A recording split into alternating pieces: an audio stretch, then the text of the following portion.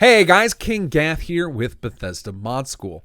So in this questing series, my goal is to teach you about how to make the things we generally would think of as a quest from a game player's perspective. So that would be you get some sort of objective, whether it be from an NPC or because you picked up some magical item, and then you complete that objective, you get some sort of reward. That's, I think, what most of us think about with a quest. Now, quests actually have a lot more meaning, and I want to talk about that, but before I do, I want to give a little bit of information for people who have been turned off by my style of teaching.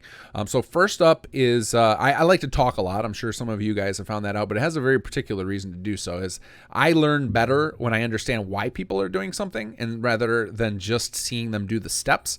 And that tends to be how I teach. I always try and go into probably the realm of excess of showing you why I'm doing each thing, and that's just because I've learned a lot of lessons about how not to do things. So I'm trying to make sure you guys pick those up as well, and I'm trying to avoid leaving you with a lot of questions after you watch it and then not having anywhere for you to get the information necessarily, because some of you will watch these years after I put them out, and then I probably won't be around to answer those questions. So I'm trying to cover all my bases. But the two things I want to talk about for people who don't enjoy this style, one is that generally a wonderful user by the name of Chemical Bacon has been posting timestamps on my videos, and I try and pin those at the top. And number two is there's another resource you can learn to make quests, and that is Seddon4494.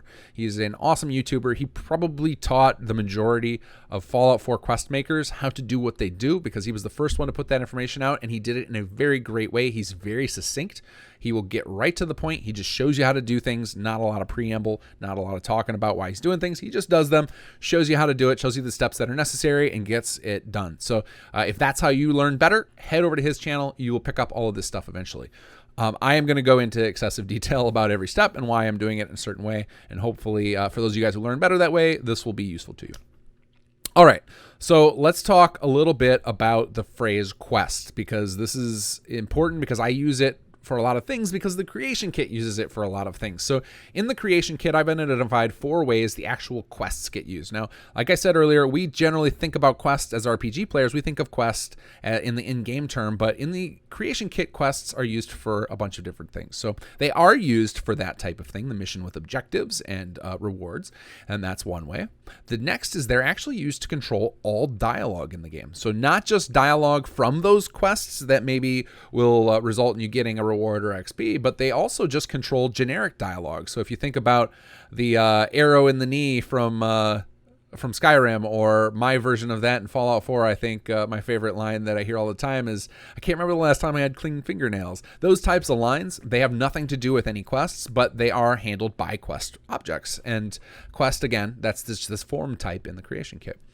The next type is one I talk about in my scripting tutorial a lot, and that's controller quests. These are quests that just ethereally exist in the game. You will never know they exist as a player unless you've also done some modding, and they manage different gameplay systems. So they will react to events in the game, they will process them in some way, and continue on, and they just exist like that forever. And then the fourth type is, similar to the third, and it sometimes involves the first, and those are event quests. So these tend to be quests that will trigger in response to some event, and then they do their thing, and then they disappear again until they're needed. So they will constantly be in flux of whether they're actually running. Some of them are fully dynamic. They will pop up and run one way one time, disappear, and then come back and run another way some other time. But in this series, we're going to focus on the first two, and then the other two, the controller quest and the event quest, will be more likely to be covered in my scripting/papyrus series, because that's more what that's related to. So there might be some times where the two cross over and intermingle, but I think for the most part, this questing series is going to be about those first two. And I could go into a whole other series about scene work and AI control and dialogue, and that might be a series in the distant future, because another thing that comes up with quests is how it works out with the dialogue when there's a lot of characters and they're all talking and there's movement. There's a whole lot to be talked about that, and if you've played through the Conqueror storyline, you'll see it's something I'm very interested in and I like to pursue. So I would like to share that information that I've learned during those tough development periods. All right, so all that out of the way, I think you guys hopefully will understand what I'm talking about when I talk about quest. I'm almost always going to be talking about it in the perspective of it's a form in the creation kit, not necessarily a quest in the game that the player has to complete, but it might mean that. So just keep that in mind. If you find something confusing about how I'm talking about a quest, just remember that there's 4 different ways that it can exist in the creation kit. And for those of you who are mod authors, if you know of a 5th, 6th, 7th way that quests can exist, definitely mention those in comments. I'd love to discuss that and add that to my knowledge pool of ways to talk about this stuff, because I don't want to confuse people. I want to give people as much useful information as possible. Okay, so that out of the way, let's get to the meat of the tutorial. So with this tutorial, all we're going to do, this is the most basic tutorial I could think of, with one step that's a little more complicated than it needs to be, but for a very particular reason. So what we're going to do is we're going to set up a quest where the player is going to walk into a certain area. We're probably going to just set this up in Sanctuary. And once they cross this area, they're going to get a quest that tells them to walk to another area. When they get to that area, they're going to get a completed quest and an XP bonus. That's it. And the reason that I'm setting it up this way is because I can do it with, I believe I can do this with absolutely 0 scripting. So that way, those of you who aren't comfortable scripting, I can show you a lot of the resources available by the Bethesda that allow you to bypass the need for scripting. And also it involves no startup quests. So this is the one step where I'm complicating things. I'm going to make the quest trigger off of you running through a certain location, because I despise quests that pop up in my log when I first start the game. So I'm hoping if I show anybody new to quests that the first way to do it is to trigger it off of something in the game world, then that will hopefully make it less so that we get those types of quests out in the world. Because it's absolutely possible. We could skip that step of triggering the quest and just have it start the game running.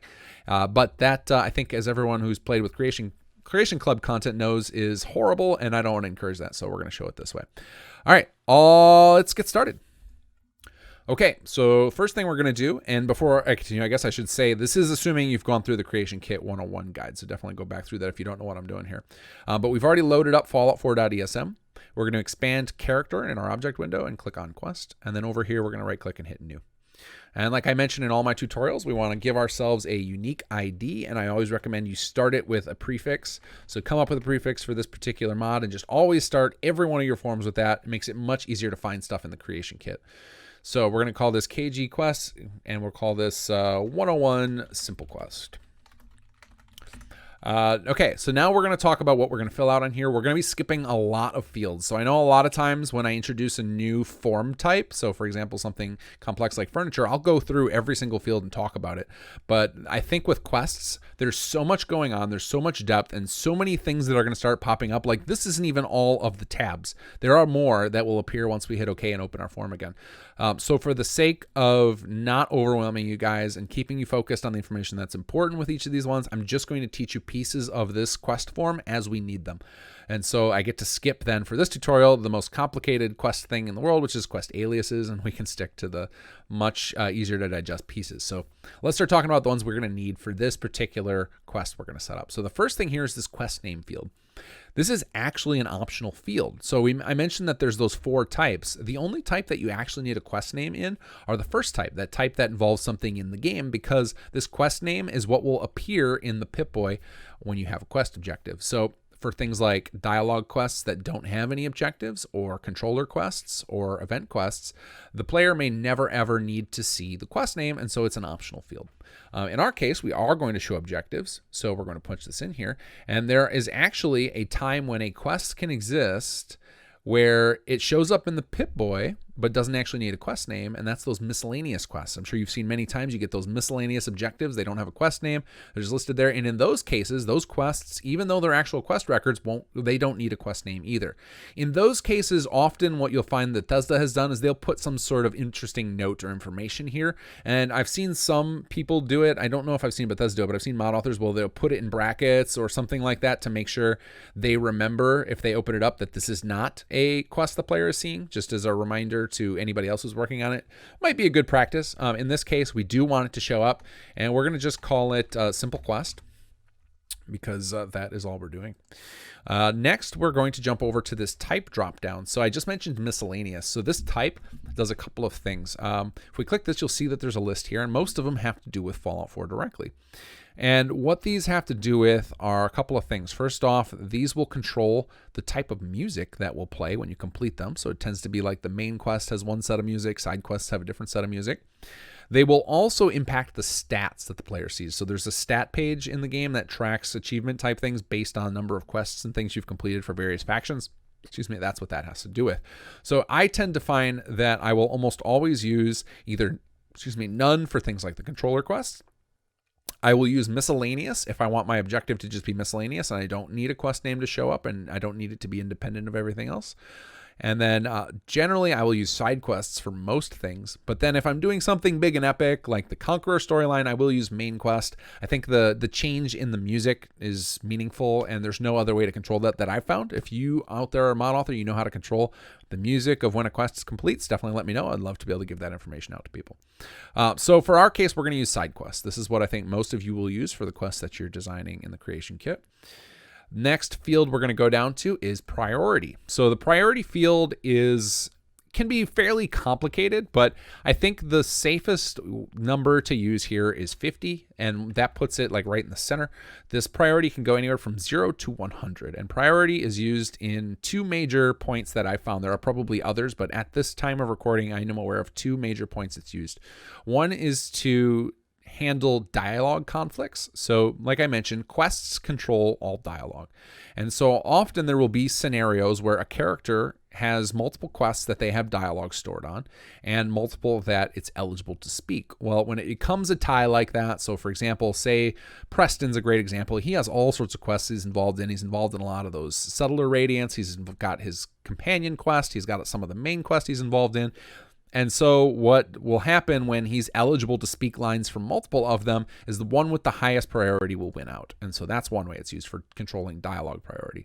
The other way it is used is when determining AI package priority. So we're not going to cover that yet, but eventually we will get heavily into AI packages. In fact, that might end up its own series on its own because it's such a complicated topic.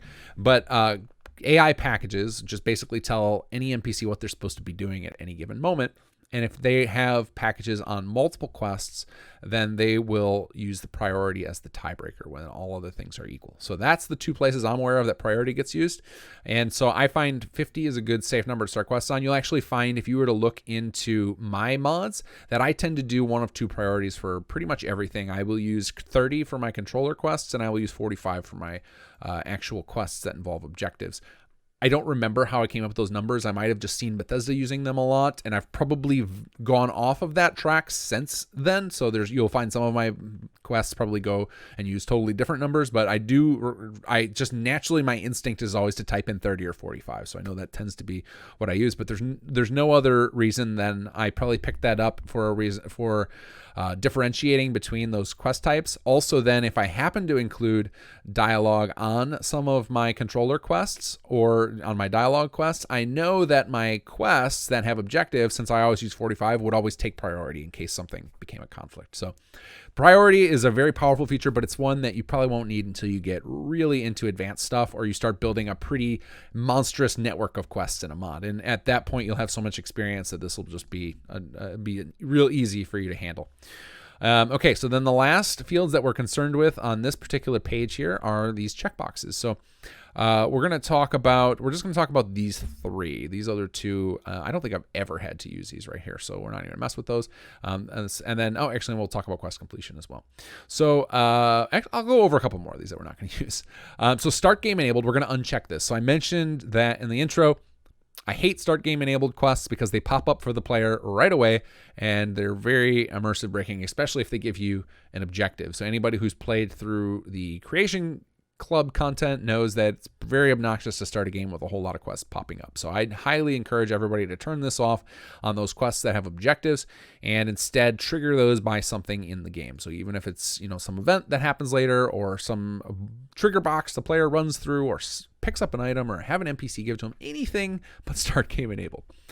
Next is run once. This is one where for this tutorial series, you're pretty much always going to have this checked. The places where that might not be the case would be Radiant quests, which we'll do eventually. But those almost to me feel more like systems quests. So I haven't determined which of the tutorial series I'm going to put it in, but most quests you come up with are probably going to be run once. I think most players dislike Radiant, so they should be used sparingly anyway. But what you can also do with to do Radiant quests is allow repeated stages. And so there are 2 ways to do that, but both of these have to do with that. I tend to find that you're going to most of the time want run once checked in. There are arguments for unchecking run once. So even when you're using controller quests, it can sometimes be helpful to uncheck this so that the player can use console commands to stop and restart the quest if a problem occurs in their save later down the line. Though often when that occurs, it might be too late for that save file anyway. So the one argument to not use run once is to allow players a little more freedom with the console command for those advanced players. I like to leave it on just to make sure that it doesn't accidentally start again. So for example, this quest, we're going to set it up to start when the player runs through a trigger box. Well, if we didn't have run once on, then every time that ran through that trigger box, if the quest had been completed previously, the quest would run again. And that's not what we're looking to do.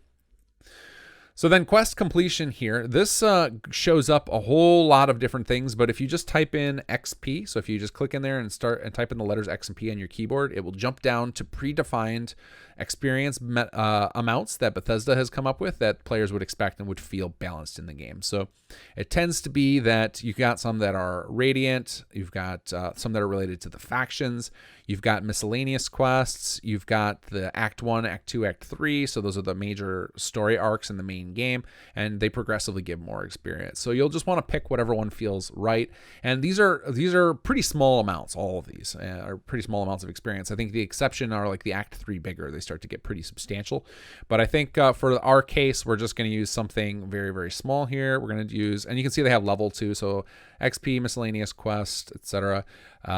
We're going to go with low level smaller. It's going to be the easiest possible quest, but I would recommend you try and pick something that feels right. And generally with the level, you would look at the kind of the encounter zone. So when you're deciding if yours is low, medium, or high, something like the glowing sea would be high, something up near sanctuary would be low, and then a lot of the southern and western parts of the game world would be kind of, southern, the more further east and south you go, they tend to be higher level. So then you can kind of use that to, if you've assumed the corner by sanctuary is your low level, glowing sea and the east coast are your high level, and then as you get closer to sanctuary, you're going to want to eventually switch to mid. So maybe Boston is kind of the mid level and work from that. And that'll give you a good thing so that it feels pretty decent to players. Then we'll talk about a couple things we're not going to use here just because they can be, some of you might want to set them up. SWF file. This is the little icon, the Vault Boy icon that shows up there. And there are a lot of these available from Bethesda. They tend to be in the, if you extracted all of your BA2 files, which I showed you how to do in one of the tools tutorials, is there are under the interface folder, you will find all of those SWF files. And you can use, there are a lot of SWF viewers. So if you just Google for Flash SWF viewer, you'll find tons of software out there that will allow you to open those SWF files, and you can get a preview of them and figure out which one is which. And then you can use those in your quests here. Now, one thing that's very odd, and there might be a way around this, some other mod author might be able to point it to me, but you can't just direct to the ones in your unpacked directory. You actually do need to rebuild. So even if you want to use a vanilla one that Bethesda has and you don't want to have to add it to your mod, you do need to move it into your Fallout 4 data interface folder in the exact path it is in Bethesda's BA2 before it will let you select it from this. So I don't know why that is, but it is the case. So that's actually, I think, all we'll cover for this particular tutorial. So next we're going to hit OK, and this is going to create our record, but I'm actually going to copy this so that I can filter for it. We're going to hit OK, and this will create our quest record. And now we're going to filter for that. We're going to open it back up. And as I mentioned before, there are a lot of new tabs that appear. Now, most of them actually are dialogue related. So pretty much from player dialogue to MISC, these are all related to dialogue. So if you were creating a quest for dialogue, none of the stuff you need appears until after you hit OK to generate the quest record, and then all of that stuff starts appearing. But for the sake of the type of simple quest we're doing, the only 2 tabs we're actually going to need are quest stages and quest objectives. So we shouldn't need any quest aliases, we shouldn't need any scripts, and we definitely don't want any dialogue. So we're going to start off by setting up some quest stages. So we're going to set up our first stage, and one of the things that you'll see Bethesda does a lot of is they enter in these indexes with different numbers. And if you didn't follow what I just did there, I right-clicked on this left half here. So first I clicked on quest stages on that tab, right-clicked here and hit new. And what I'm doing is establishing a new stage with the number 10 as the index. And by default, what will happen, you'll just get a 0 here, and you're expected to type in a new number right there. Now, these go in an order, and the order doesn't exactly matter, but there are certain conditions in the game. And conditions I've shown in other tutorials, but conditions just allow you to make different parts of the creation kit react to different things that are true or false in the game world. And there's a condition called Git Stage. And basically it looks to look at a particular quest and look at what stage it's at. Now, I advocate for never using that. And anybody on my team will know I talk about that a lot when I'm talking about implementation, especially Nicola. And it's because once a quest hits a higher stage, it can never go back as far as that Get Stage check is done. And there's a Papyrus script called Get Stage as well. And so stage to me is the way I treat them. I look at stages like once a stage is done, that's like setting a global variable that says that that's true. And so I tend to just look at quests. The actual order doesn't matter. I will do them chronologically just for the sake of making it easier to follow. It's not mandatory. You can jump around in stages, and I'm going to show you how to do that at various points when it's relevant. But the reason you will see Bethesda do things like 10, 20, 30, 40 is when you're first planning out a quest, you generally don't exactly know how many stages you're going to need. And because they rely a lot on that get stage condition in their designs, they tend to want to leave themselves a buffer so that they can add more in between stages. I do it just because I still want my stuff to be chronological for the sake of organization. So it's easier for me to follow the flow of a quest. And I would recommend you do the same, is do it chronologically, even though technically it's not required, just so you can see how your quest is expected to flow, maybe linearly. So maybe your quest is going to have some branches. It can go different ways, but start to do that as you branch down. So maybe you go down and you do stage 10. Stage 10 is talk to some NPC and they give you the quest. Stage 20 is the quest was to pick up an item and you picked it up. And then stage 3 is you can talk to the NPC and maybe give it to them or not, and then you're going to fork. So what happens if you do give it to them? What happens if you don't? Then you can do things like, okay, if they didn't do it, we're going to go to stage 100. If they did, they go to stage 200. And then still you can keep that fairly linear. It's just an organization tool.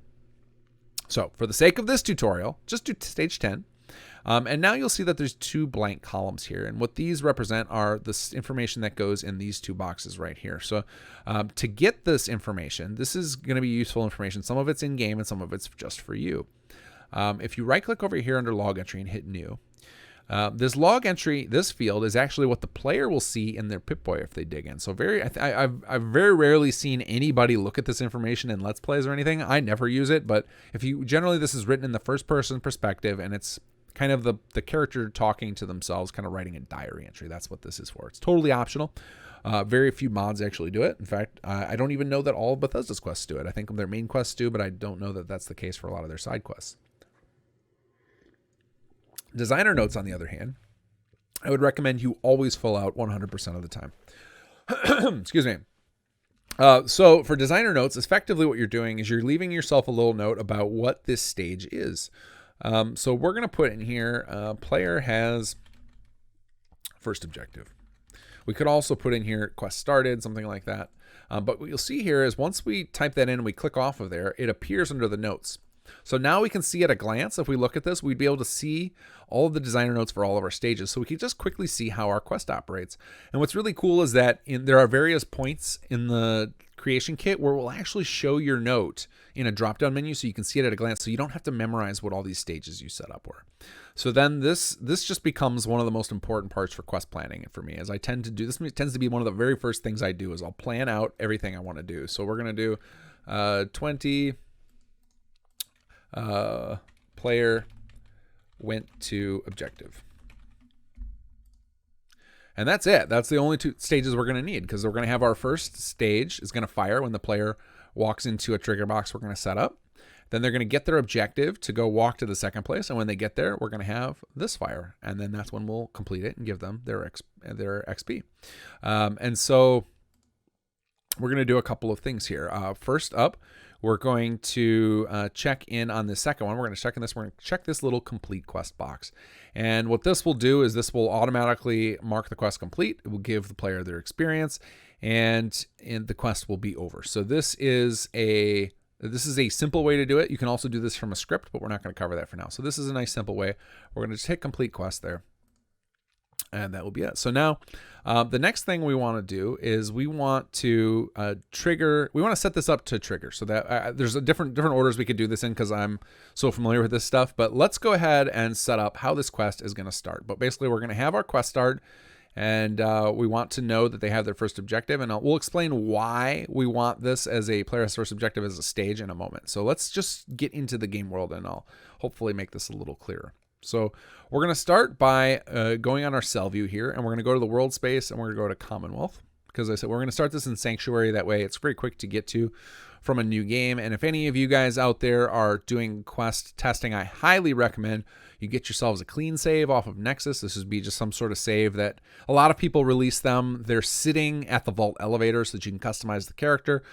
I like to keep one where I'm at Sanctuary, and a clean save just means the save file has never had a single mod installed in it. And the benefit to that is you can test your mods without worrying, or test your mods without worrying about conflicts in the save file itself, because the save is clean as it's never had anything from a mod in it yet. So there are a lot of those on Nexus, and I highly recommend you get one of those.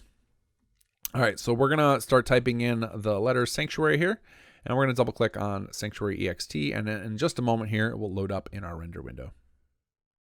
All right, so once you load into Sanctuary, you're likely going to be looking at a view that looks a lot like what I've got on screen here. You might be at a slightly different location, and depending on the cell you chose. And I think I accidentally, between video pauses, and I'm pausing this video periodically, so I don't have to keep re-recording if I screw up royally. I came back in here, and I might have come back to a different cell than I told you to go to. Doesn't matter. If you're wondering how to manipulate in this window like I'm doing, I've covered that in the early Creation Kit 101 series, so go check that out if you don't know how to do it. Something I don't recall if I covered, but many of you run into is the lighting problem. And as long as you're highlighted on this render window, you can use the A key to turn the lighting on or off. And if you see an excessive number of markers blocking your view, and those are these crazy looking things, just push the M key and you can hide those. So I'm not going to cover how to manipulate the camera and everything. Go check out the Creation Kit 101 if you want to learn that. But our goal right here is we're going to pick a spot, and we're going to put down a trigger where when the player enters it, it triggers our little quest. So what we're going to do here is we're going to hide some of this stuff to get it out of our way. Now, I went ahead and did something off camera to get prepared, and that was I set myself up a new layer. And I think this is something everybody should be doing when they're putting stuff into the vanilla game world, because with almost 100% certainty, if you start designing quests, especially within the game world, you are going to start creating what are called dirty edits. And these are generally things you do by accident, and it is where you move something, or sometimes you just click on something and maybe you accidentally had the right mouse button hit, and so you rotate it, and you'll start breaking precombines, and you'll just create little situations where your mod becomes less and less useful and more incompatible with other mods. So one of the ways you can avoid that is to work heavily on layers so that you are automatically more careful than most people. So what I've done is I've hit new layer, and then I named it. So when you hit new layer, you'll get this little ID thing, and you just like every other form, you give it an ID. And again, I recommend always prefixing with something for your entire mod. So I did KG quest _ simple quest layer. Now what we're going to do here is we're going to make this active. So we're going to put the little A there. And then the first thing I like to do is just drag something onto this layer that I'm going to use to make sure this layer doesn't disappear from this list. Because if this layer is empty, doesn't have anything on it, all sorts of random things you do in this layer panel can cause that layer to disappear from here. And then you have to add it again by hitting new layer and typing that exact editor ID name. And if you can't remember it, you got to go find it. It's just a pain in the butt. So I just find it's easiest to go ahead and just drop my first item up. So we're going to just go ahead and drop on an item here that I know we're going to use. So there are a couple different ways you can do triggers. And in this case, trigger, we want a triggered box that will respond to the player walking into it. And one of those ways is with this little T icon up here. But what I like to do is use some of Bethesda's easily defined default triggers. And you just find one that sounds like it would be correct. I will end up going over some of these in these series. In this particular case, we only want this to set if the player runs through, and we want it to set a quest stage. So if you type in default and go to activator, you'll find all sorts of these different trigger boxes. So we're going to go ahead and just drag this guy in, and we will deal with moving it in a second. And it just creates this kind of pseudo invisible box. It's one of these marker objects, and we're going to clean that up in a second.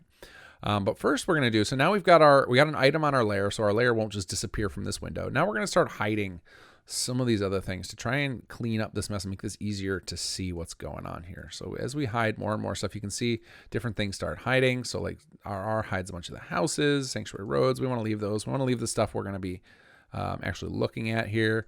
We can hide the shrubs. We can hide all that stuff. We can hide the border art. And then default is all sorts of stuff. I kind of want to leave that. Some of this stuff I might want to make sure I'm not interfering with.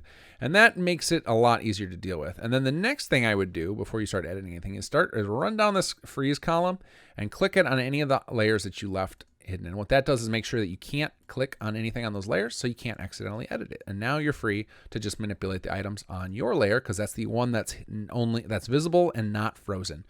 So now, as long as it's got the A, anything you drag in will go on your layer, and now you don't have to worry about clicking on the wrong thing. So that is a workflow I highly recommend.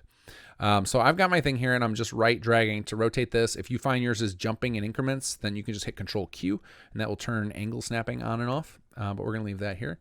And now we need to get this thing into a lower position where the player can actually trigger it. So we're going to bring it down. I cover all of this type of manipulation in the Creation Kit 101. So you can go learn about my hotkeys there. But we're going to just use some moving here to get this thing into where we want it. And this thing, even though I'm not able to click on it, is messing up my mouse cursor, so it's throwing me off a little bit. But okay, we're gonna get this thing so that the bottom, and you can see the colors, you can see the red and green at the bottom, they're disappearing, so I know it's in the ground. We want that to make sure the player's gonna actually pass through it. And now we want to change the size of this thing. So to bring up the resizer of this is actually an item you can dynamically control the size. You push the number 2, and it brings up these arrows, and these are very, very sensitive. Like just the smallest motion of your mouse will make them jump quite large. We're going to just drag this, and we're going to actually, and I somehow reversed my mouse coordinates, so my mouse wheel is going opposite, I think. I want to push 2 again to turn that off for a second. This little transform gizmo is a push the E. What I'm going to do is put it in front of the workbench so that no matter what, our player is going to stumble upon this if they want to actually use their sanctuary workbench. We'll go ahead and position this, and then we will push 2 again to bring up this one and make it a little wider so it covers in front of the workbench, and we'll make it a little bigger. So no matter, with almost 100% certainty, the player, if they're planning on using Sanctuary Settlement, they're going to trigger our little box here. We could also, I guess, go put it out near the vault or whatever, but again, I would try and avoid making quests just immediately trigger on the player as they exit the vault, because that's what Creation Club does. It's very spammy. So we finished that. We've got our little trigger set up here. We've made it a good size so the player is going to trigger it when they pass through. So now we're going to double click this, and you get all this information. And if we scroll way over to the right, you will find scripts. And one of the things you'll find with all these default activators that Bethesda has up is they already have a script configured on them so that you don't have to do any scripting. You don't even have to add a script. You don't have to know about a script. It's already set there. But what you can do on it is set its properties. And I've covered this in a lot of videos, but basically you just double click on this or click this properties button while this is selected, and it'll bring up this window here. And now what we want to happen here is we want to set a stage. So generally the way Bethesda tends to lay these out is they will have a required section and an optional section. The debug, most of you will never use. We'll skip that, but you only have to focus on the required, and then the optional you can read through and see if there's anything you want to set there. So in our case, we're going to do my quest, and we're going to filter over here for our little our prefix, and I'm just going to do part of it there. And here's our 101 simple quest, and we're going to have this set stage 10. So this is why I had the stages. I set the stages up before we came in here, just because I wanted to know what I was going to have to type in here. So basically, we've got it set up now. As soon as the player passes through here, it's going to trigger stage 10 on a quest. Now, what's interesting about quests is that if they are not started yet, so let's go back to our little quest record here. Right now, we don't have our quest running. We don't have it start game enabled. So if you set a stage on a quest, it will start that quest. So then it's considered running. And this is something I covered a lot of in the Papyrus scripting section. When we talked about controller quests, we talked about whether a quest is running and how it can be very complicated to detect that. And then we have a whole template script for detecting that correctly. It's not quite as important with this type of quest. So just allowing the trigger to start it up is totally fine. And so that will work. That's how we're going to trigger this, and that we know that will be started. So now we need to arrange for stage 20 to fire. Now I said we're going to do this really simple. We're just going to give them an objective to walk to a different location, and then that's going to be enough. So we're going to make it as simple as they're going to just walk over to this house right here. Again, we just want to keep this real straightforward. I'm just showing you guys a few different things. So we're going to drag this guy on here. We will resize a little bit. And actually, you know what? We'll keep this one fairly small because we're going to have a quest objective on this thing. And that will make it a little easier. And I was wrong. I am going to have to set up a basic alias, I just realized, for our quest objectives, but that's okay. Quest aliases are immensely complex. They're the bane of many people's existence, but I'm going to hopefully get you guys through them unscathed. Okay, so that little window, that property window I just hit OK on, that was for this quest box, that trigger we set up over there. So now let's set up one on this guy. So we got to hit 2 to get rid of that. Whoops. Got a little ambitious with my camera movement there. Hit 2 to get rid of that thing, so we can select this, and then we'll double click this, and it goes back to the scripts tab because that's the last tab we were on another object, which is convenient. And we're going to do here, we're going to go to my quest again. We're going to set it to our same quest. And then for this time, we want to stage set to 20. Now, here's a little thing we have to be wary of. So if the player hadn't already gone and triggered our quest, from what I just told you, technically, if they just ran to this instead, it would just immediately start our quest and go right to stage 20, which is completing it, which is not what we want. And that's where some of these optional parameters come in. So this PreReq stage, and one of the things you can see with properties when you're setting up, and this is especially useful for Bethesda stuff, they tend to be pretty good about this. Not all mod authors, myself, are good at this, is these documentation strings will tell you roughly what you should anticipate it happening if you fill it out. So this stage must be set for this event to fire. So in this case, we're going to set our PreReq stage at 10. So now we know the only way that this trigger box will start our quest at stage 20 is if stage 10 was already complete. So stage that must be set for this event to fire. So when they say a stage must be set, I call it done. They're using set, but when a stage is done or set, that means that that stage has occurred. Something in the game triggered that stage to have happened. And so we are saying the PreReq stage here is 10. So that means that this stage has already run, and the only way that can happen right now that we have set up is if they ran into that first trigger box. So now we'll know that this can only happen after they've already gone to the Sanctuary workbench to trigger our quest. So now we have our 2 stage things happening. So these are going to trigger our stages. This would actually function, but the player would never know that it occurred because we don't have any actual objectives. And this is something that's very interesting about quests, especially this type of quest, is that this quest name and these stages never come into play anywhere for the player to witness unless there are objectives involved. And so I might be incorrect on the receiving experience. It might be that when the second one comes, they suddenly just get a pop-up that says they completed the quest. I've never tried that. I've just always done objectives. But in order for a quest to exist in the Pip-Boy for the player to see, there needs to be an objective about it. So before I forget, we're going to go ahead and save our little mod here. So let's do KG questing 101 simple demo. So I can put that in the mod resources kit for you guys. Here we go. All right, so how do we go about setting up an objective? Well, there's a couple of steps we got to do here. And this is where I realized while I was thinking about this as we were going, we are going to need a quest alias. So we'll start by setting up our quest alias. So what our quest alias is, basically, if you think about scripting. So if you went through my scripting, great. If you haven't, hopefully you have a cursory idea about this basic concept in scripting, which are called variables. And that's that a lot of times, you know you want to perform something, you want to perform some action, but you don't know what you're performing it on necessarily. I mean, you don't really care. So like if you imagined a function in programming that was, or let's use a non-programming example.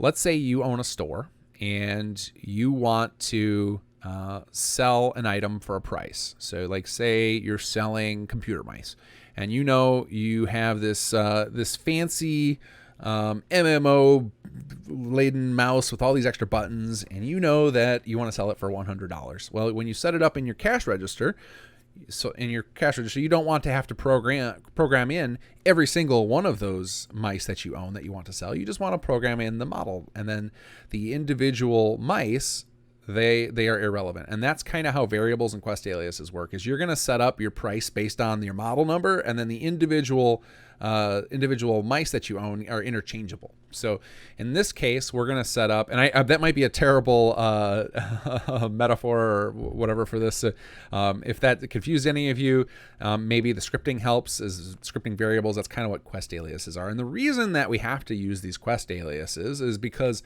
a lot of times in this game world, we need to get access to some information about it, but we can't just keep every single object in the game in memory all the time, because in a Bethesda game, there are hundreds of thousands of different items. items. That's one of the things we love about the game, the fact that we can like collect piles of cheese.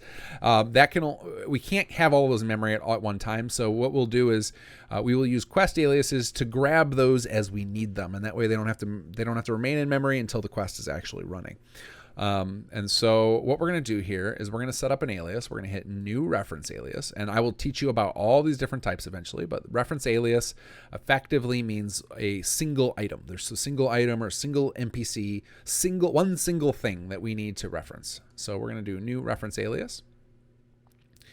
And this is going to bring up a screen. And one of the reasons that quest designers despise this screen and get very annoyed with it is because it's very slow. So keep that in mind. Once you start to understand this, you'll learn that it's because of that speed. You often want to set up everything about this the first time and get it right, just because it's a nuisance otherwise. But so first thing we have to do is give it a name. Now this is not quite as strict as the editor IDs that we generally fill out and everything. These don't have to be unique across the whole game, but they do have to be unique within the quest. So if you start getting into more complicated quests, like if you dig into some of Bethesda's larger quests, like the main quest, you'll see that they have dozens of these aliases in here. And so you want to make sure that they're each named in a simple way. So we're going to call this alias our first objective. And that's where we want the player to go. We want to tell them that they have to walk to a specific spot. Now, there's a lot to cover here, but I think, I'm going to take the approach of just showing you things as we use them about what they do. So in our case, we want a specific reference, and all these different things are used in different ways. I will talk about why we're using specific reference. So if we look at the other types, well, at least hopefully you understand why we're not using these. So unique actor tends to be you're grabbing a unique NPC. So maybe it would be Preston or Sturgis or something like that. So you would do unique actor, and you would just get a list of all the different NPCs that are unique, and you select one. Obviously, we're not using an actor for this. In fact, I'll show you what we're trying to get. We're trying to get in an alias this guy right here, and because quest objectives, when we get to that tab, they can only show a dot if they know what they're putting, the little square with the little line under it that shows your quest objective. The objectives can only point to things they know about, and they can only know about things through aliases. And it's due to that memory issue is why we have to do this. So it's not an actor. We're trying to grab this little box here.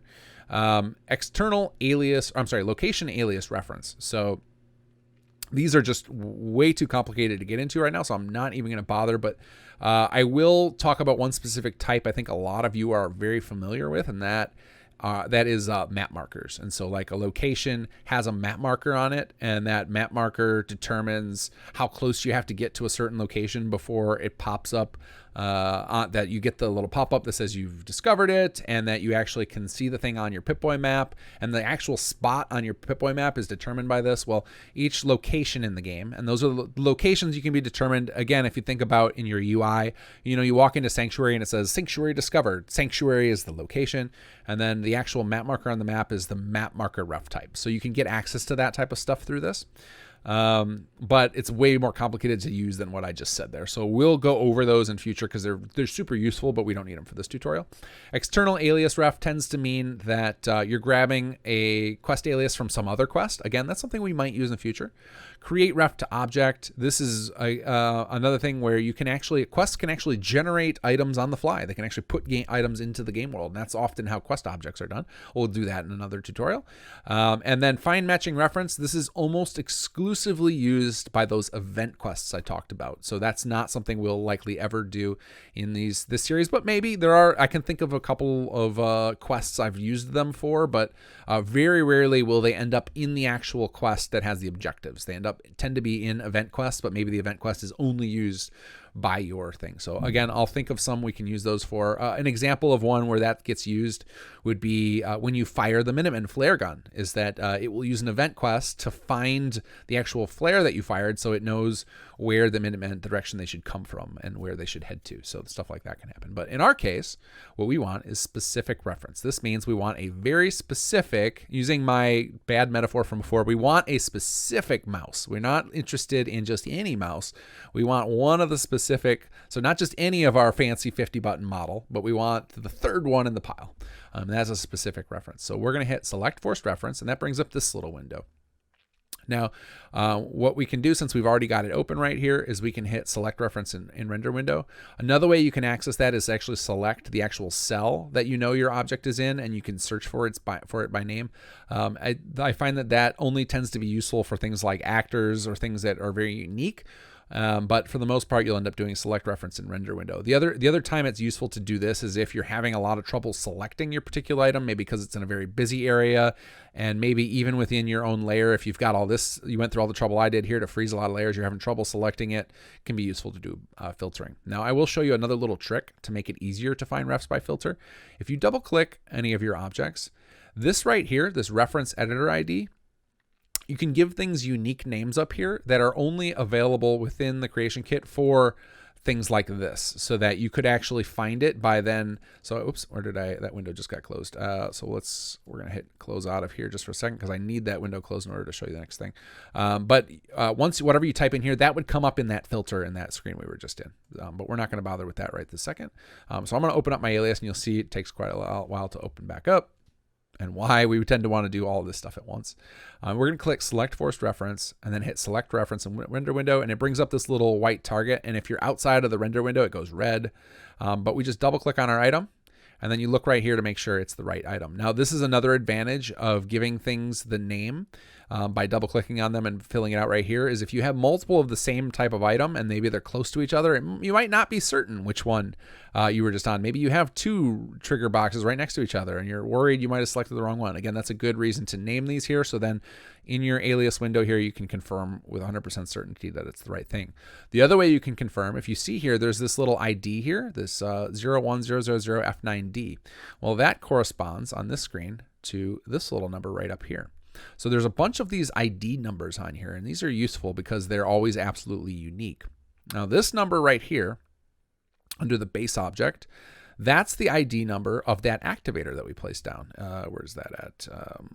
Well, we can't see it right here. With my object window is covered, but if we go down to activator and we type in default again, and we go down and find our little trigger player only, and if I scroll over here, you can see that it's 32511F, and it is the same right here. We can't see it. It's cut off because of the way the creation kit works. But that number's that.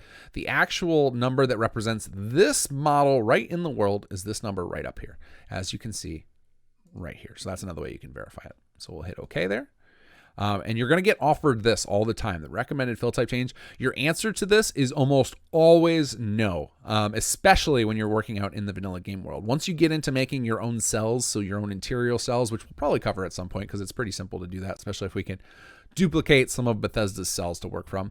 But you're unless you're using those custom cells, you're almost always going to say no. Otherwise, you're doing a pretty massive edit to the location record by doing this. These location ref types do not exist in a vacuum. They actually apply information to the location record. There is actually a form for Sanctuary ext05 that would get edited, and we want to avoid those edits as much as possible. So we're going to say no to this.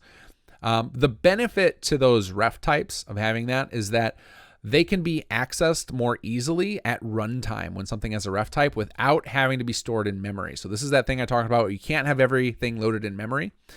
So a lot of times when you need to get access to a piece of information at runtime, the only way you can access it is if it's in the loaded area. And if you've played a lot of Bethesda games, you know, or if you've modded heavily, you'll know that there's only about a 5x5 grid of the game world loaded at any given time. And in general, the only things you can get access to are those things that are loaded at any given time. But ref types are an exception. And that's why it was trying to do that, because ref types are more easily accessible from quests. And so we will cover those ref types. Again, they're very complicated, but very powerful. And that's why it's wanting to do that, because it makes it more useful. It's just generally available to the game engine at any given time if it is set up as the ref type for a location. All right, so now there's all of these checkboxes which get used a lot for a lot of different things. We're not going to talk about those right now because they're not relevant. All we know right now is we've got our first objective. It is pointing to this object right here, and that is what we want, and that's all we need in order to set up a quest objective for it. So all this other stuff, this super complicated stuff, we will go over in various tutorials. This is a very intimidating screen. It's very powerful, but 9 times out of 10, all you'll use is this little section and a handful of these checkboxes, and then a lot of this other stuff. So for example, all of this stuff down here, all these 4 white box and all this is only for NPCs. This linked alias stuff is very rarely used for anything but NPCs. This match conditions is only ever used with events. I shouldn't quite say that. There are other times it's used, but most of the time this is only used with events. And this script stuff we'll use it occasionally, but in this case we're not going to. So for the majority of uses of your reference alias, you're never going to go below this upper section right here. Almost all this is irrelevant for most cases. So that makes this a lot less intimidating when you think about it, that you only then, for most use cases, you're only going to be messing with this stuff up here. So we're going to hit OK. Our first objective, little reference is set up. Now this is a point, before we go any further, anytime you finish messing around with the quest alias screen, because it's such a pain to set up, takes so long, I would hit OK, and I would hit OK on all your windows and hit save, because the next screen we're going to go to does have the tendency to crash the creation kit on occasion. So we're going to just learn from the many times many of us have failed at that, and we'll bring our quest back up. And I had switched out that object window because the other one was covered up before. So we're going to bring up our quest again. And now we're going to go to the quest objectives window. All right, so this little window, again, another one that looks more complicated than it really is. For the most part, your list of objectives you're defining are up at the top here. And then when you select any one of them, then all this stuff will appear. So we're going to go right click here and hit new. And once again, you'll see the index thing coming up into play. And we're going to just do the same thing for the same reason we did with the stages, is we're going to use increments of 10. And then as we're developing our quests, we might determine, you know what, we need another objective to get the player, before they get to this objective, this is not quite clear. You learn that in playtesting. And so giving yourself some room so that they can be linear, so it's easier to follow for you as a developer, is a good idea. And so leaving yourself those gaps is helpful. Display text, this is what's going to show up to the player in their Pip-Boy. So we're going to put in there. So this is what you tell them what to do effectively. So we're going to say, run to another house. Or we'll say run to the nearby house. We'll say we'll use the explicit so they know we're talking about a specific one. So then they'll know they should probably enable their quest objectives to show off the ref. And that's the next thing we're going to do. So when this isn't selected, these other windows are not useful, but when this is highlighted, we can use this right here. So this target ref means this is what shows up with the little dots on the little quest objective the player can follow in the game. So we're going to right click here and hit new. And it will default to the first alias it finds. And if we had multiple, they would be available. And we're basically saying we want to put one of those little square markers on the alias first objective, which we set up to point to this object. So that means once objective 10 is displayed, it's going to show a map marker to first objective. Because by default, you'll notice there are times in the game where there isn't a quest marker. There are some times where they just give you an objective to do something that doesn't need that. I can't think of an example off the top of my head, but there are definitely objectives which wouldn't require a marker. And so that's why this target ref is a second thing you set up on top of it. So if you want a quest marker, you add some sort of alias here under the target ref by right-clicking here and hitting new. Down here under conditions, so when we have our thing selected, we could set up conditions so that that thing wouldn't appear anymore as an objective. So one of the ways that often is used is if, for example, you had a objective to kill a bunch of NPCs, you might have a bunch of them down here, and you don't want the whole objective to hide as the NPCs die, but you want each of the individual NPCs to stop being tracked when they die. So you could add a condition that checks to make sure they're still alive, and that's the type of thing you could do for that. So you can make these objectives dynamically come and go based on conditions in the game world about things that are happening. So we're happy with this. We're going to keep it real simple. We want, when objective 10 is displayed, we want a map marker on first objective. So now the last part is we need to set the objective to be displayed, because by default, objectives don't just show up. You actually do need to tell the game when to show any given objective. So let's do that now. Okay, now I had said at the beginning of the tutorial that we were going to be able to avoid scripting, and I lied a little. We're going to be doing something called fragment scripting. This is something I actually hate, and I try to encourage people to not do, because fragments are very hard to manage, especially if your mod gets larger. It's easy to lose track of them and forget which ones you need to include with your quest. So they're something that you've got to be very cognizant of when you use these. And I will teach you ways in the future to avoid them. But for simplicity, when you're learning, this is the easiest way to do most things in the creation kit, is to use these papyrus fragment sections. They're all over the place, and in quests, they are the best way to learn quickly how to do stuff. So what we're going to do is set a fragment in order to show our objective. So what we need to do is run a little basic function here. And you'll see if you look through Bethesda's, almost all of their stages end up with these little fragments. They use them heavily. Now, the reason that they get away with it and why it's tougher for us is because of the way they're stored. So when you create a fragment, it is stored in a folder called Fragments, and then the actual name of that script has nothing to do usually with your mod. Like this is one of the benefits of using the prefix is that it will have, and the name of those fragments will have part of the editor ID for whatever you put it on. So that's one way you can find them. But other than that, they tend to have names after things like the editor ID, the form ID. So it'll just be a hex number as the majority of the file name. So it can be really hard to find all your files. And this is why it was one of the reasons I don't like fragments. It's also hard to trace back and debug your own things when you're using a lot of fragments. Again, they're easy to get started with, and I would highly recommend you use them while you're learning. And I will try and introduce you to the other way to do fragments when we get to that point, when I feel like I've got enough of a foundation laid here. And there are a few things in the game that you literally can only do with fragments, unfortunately. So you do need to know how to use these in general. So what we're going to do here is we're going to use a little fragment. And when we set up a fragment on a quest stage, whatever we have run here, whatever script we do, will run the moment that this stage occurs. So in this case, whatever we type here is going to run as soon as the player steps into our little box over here by the Sanctuary workbench. So as soon as they step in, our little set stage 10 is going to happen because our trigger box is set up to do that. And then when stage 10 happens, it will run whatever script we have right here. So we're going to use a little script called set objective displayed. And this, you put quotes around that, and then you give it the number. And what this will do is this will make objective with index 10 show up. So we're going to go ahead and hit compile here. And I might need to add one little bit. I think this will work though. Yeah, okay, that works great. So what this will do is this will set objective with index 10 to be displayed to the player. And what that will result in from the player's perspective is they will get that pop-up and that sound effect of like doo-doo, and then the quest coming up in the corner with the Vault Boy and the name of the quest. That only happens when the very first objective is displayed. So the quest could actually be running, and if we never did this, they still would not get it in their Pip-Boy. It's actually the act of showing objective is what pops up that little prompt on screen. So this is actually one of the ways you can have, if you think about the mixed quests with dialogue and stuff, you think about talking to an NPC and everything, a lot of those you'll see Bethesda has set up. The quest is actually running quite a bit before it shows up on your screen because it doesn't actually pop up like that until you get the objective. So you might be, for example, talking to Piper or something, and all of a sudden the quest objective pops up, but that quest was probably running for several minutes, probably since you started talking to her, and it's only that when the objective shows up that you get that prompt on screen. So that's interesting to know because it can make things flow a little better. If you can delay, you can have things being tracked, you can track information and setting stages, and then only show the player the objective when it makes sense in the flow of your quest. So that's something a little more advanced that maybe we'll talk about reasons you might want to do it at different times. But again, for the sake of this, we just want to get this up and running. Once we've typed in our script here, we hit compile, as you saw I already did, and then if there was a problem, that would pop up with an error.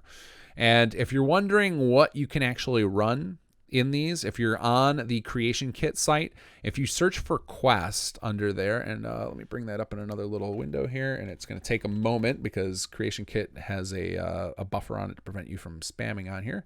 So bring that over in just a moment. But anyway, you can, if you search for quest, and then after the search comes up, there'll be one of the entries will be quest script. That everything that's listed there, those are all the things that you can run on this. And so anything under quest under there you can run as part of a fragment while you're on a quest. And then there are ways to get access to other scripts, but we'll cover that probably in a combination of these tutorials. I am going to try and keep this particular series about questing. We'll probably do a lot of fragments for quite a while and try and keep it a bare minimum of scripting you have to do. I want to keep it simple stuff like this, as opposed to you having to think about a lot of logic with if-thens and whiles, because some of you are only going to want to do questing and you're not going to want to get heavily into scripting, and you should be able to do that. And you can do that. That's exactly why Bethesda Bethesda designed the Papyrus language is they wanted to keep it for the majority of their level designers. They wanted to keep it as simple as this. They don't want you to have to think about things in programming terms. But here is the thing. So if we, on the search screen, we would have saw quest script as one of the entries, and it'll bring up this, and you can see all the different member functions that you can do different things on. So one of them you can see here is set objective displayed. And we're actually going to use another one on our other stage, which is set objective completed, because we want to be able to mark it so it's very clear to the player that they completed the objective. You'll know it tends to get a little, in the UI, it'll get a little check mark next to it and then gets crossed off, so it's very complete. So we're going to go ahead and do that next. So we're going to go into player went to objective. Now we've already got it arranged to complete the quest, but from the player's perspective, then if they look in the quest log, it won't show the little nice check mark next to that other objective. So we're going to actually run that for them. We're going to set objective completed. And again, you have to give it the ID. So we're going to give it 10 because that was the ID for it, and we'll compile that. And there we go. We are done. If we go in the game, which we're about to do here, you should see everything run as I promised it would. And I'm crossing my fingers that I didn't make any mistakes here. I want to offer a quick little tip here. This is something Nika Cola showed me, but if you don't have a clean save handy, or if you want to test in a guaranteed clean game world, you can actually use the command COC space the name of a cell from the main menu, and you will teleport right to there in a brand new clean save that will happen to be post the war section, and you will have all your commands unlocked. This is something I imagine that Bethesda uses a lot when they're testing out their game stuff. I have not used this enough myself, to confirm that all of the appropriate triggers and everything would happen in the same way, so it's probably a good idea before you release your mod to test it both ways, but this is a quick way to go get up and running if you don't have a clean save handy, or if there's some reason that's not helpful for you. Now, I did disable all of my mods, but you'll see in the background that we've got some crazy looking stuff going on. That is because one of my mods uses loose files. This is why you should not use loose files. Always pack your files in BA2s, because you create this kind of mess for people when they're working on mod design, or if they uninstall your mod, they still end up with that stuff. It doesn't go away. So take that as a lesson. So 2 lessons there. And then we're going to go ahead and trigger our quest. So if we run over by the Sanctuary Workbench, and our trigger box is right about here, there goes our started simple quest. There goes our objective popping up. And if we cop into our Pip-Boy here, we'll display it. So run to the nearby house. And then we will get our map marker down there. So 34 Bethesda units away, whatever that is. And we'll run over in that direction, and you'll see our marker. Now, just an interesting point, the position that those quest markers is always the origin of the object. And in the creation kit, you can see the origin of the object. It'll have like a little yellow crosshair. So in these trigger boxes, I believe it's always just the dead center of that box, and that's why it's floating kind of in the air. But for a lot of things, you'll see it like on the ground and stuff below the items. So we'll run up to that spot. There we go. We completed our quest, and that's because I had that little complete quest checkbox checked in. And if we look into our quest log, you'll see it has a nice completed check mark next to run to the nearby house, and that's because we called that set objective completed. Otherwise, that might just be there without the check mark, and for some people, probably trigger their OCD. So we are good to go there, and that was actually a healthier amount of experience than I expected. 155. So we will we're done there. We got our quest completed. It worked, and I know that was not a particularly useful quest. It's probably unlikely that anything like that would be useful in a real actual quest, but the point of this exercise was to show you that quest stages and quest objectives all have to be triggered in some way, and that you have to handle those things, and that aliases are required to show map markers. So I think that is the most basic type of game-driven quest I could show you all, and hopefully that will set up a foundation for me to show you a lot more going forward and be able to skip a lot of the basics and of building blocks of quests now going forward. I would definitely urge all of you, even if you are going to follow along with my quest series, is at some point go watch Seddon's stuff. Again, it's very succinct and to the point, which will be something a lot of you appreciate. And even if you watch both of them, you'll just gain extra insights into the way this game engine works. And there's also a dozen different ways to skin a cat. If I show you one way to do a particular type of quest and he shows you another, they're probably both very viable. I'm going to try and give you a lot of background information on why I do mind the way I do when I get into particular types of quests, because we are going to cover a lot of those different types of gameplay quests. We'll do fetch quests, we will do dialogue-based quests, we will do kill quests. We're going to try and do exercises in all the different types of common quest type you can think of to make sure you guys have some templates you can work from. And the way I do them will probably be different from the way Seddon or other mod authors do them, but his are my most recommended tutorials to go check out, especially in regards to quest things, so go check those out. We will continue to expand deep into this category. This is going to be probably even deeper than my scripting tutorials. Maybe not. It'll probably be neck and neck. Those are going to be the two categories I dive the most into because they're extremely interesting to me. They're extremely deep, and there are a lot of little nuance and tips I can show you guys. So if you have questions about anything we just went over, don't be afraid to leave a comment below. I answer all of the comments that have questions in them. In addition, if you head to the simsettlements.com forums, we do have a Discord channel set up to help with mod authors, and we'd be happy to have you along to get more information. I am very highly motivated to train people in quest design right now because it's something we lack horribly in the community, and even on the Sim Settlements team, we actually need more people with skills implementing quests so that we can do more cool stuff like Conqueror. So this is going to be something you're probably going to see this series take off quite a bit in the coming months. But guys, definitely go check out Seddon stuff. I can't say that enough, because if you were able to follow what you just watched here, and I don't have any more quest tutorials out yet, go watch his. You'll be able to follow those, and you'll be pumping out little simple quests in no time.